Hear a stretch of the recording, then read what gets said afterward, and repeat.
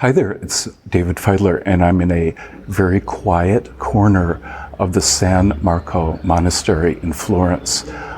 This is located only 3 minutes from the Accademia Gallery, where Michelangelo's statue of David is located. So if you come to Florence, you have to obviously visit that, but you really need to visit the San Marco Museum. The reason why is that it's a very, very important historical site, and a lot of people don't really know why. So there are two reasons I'm going to focus on in this short video. The first reason is that this monastery was the first project of Medici patronage. So Cosimo de' Medici was the head of the Medici Bank, which had branches all across Europe. He was the official banker to the Roman Catholic Church. He was the most wealthy man in the world. And the Medici Bank engaged in financial management for its clients, but it also, like a bank today, would also lend money to people at an interest rate. And in those times, in the Renaissance, that was considered to be usury, which was a sin.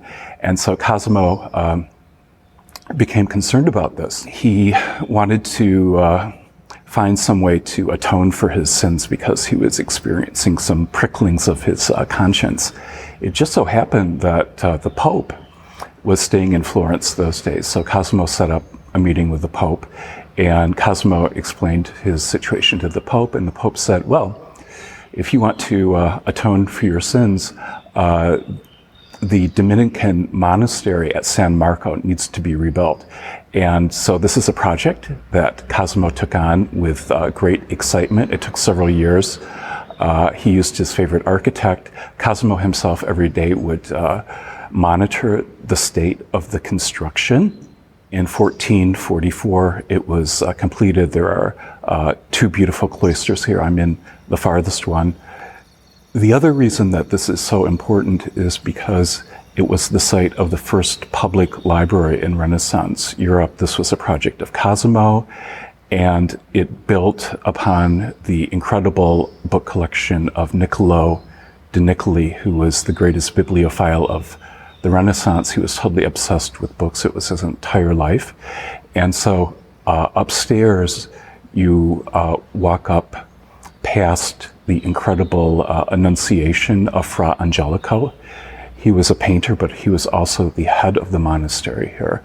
And then you're in the area where the dormitories of the monks are located. And up there is the library as well. When the library opened, it contained 400 books. And it contained 64 desks, and many of the books were actually chained to the desks because the books were very rare and expensive. You have to understand that in the Renaissance, before the invention of the printing press, all of these books were copied by hand. They could take over a year to make. And because of that, a book in those times was comparable to the cost of a car today, really. So books were not inexpensive consumer items by any means.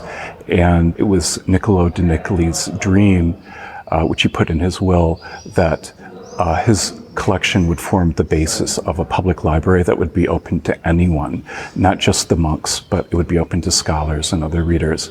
So those are two reasons why this is such an important site. I hope that you'll visit here, and if you enjoyed this video, please subscribe to the Living Ideas Journal website, and also subscribe to the YouTube channel.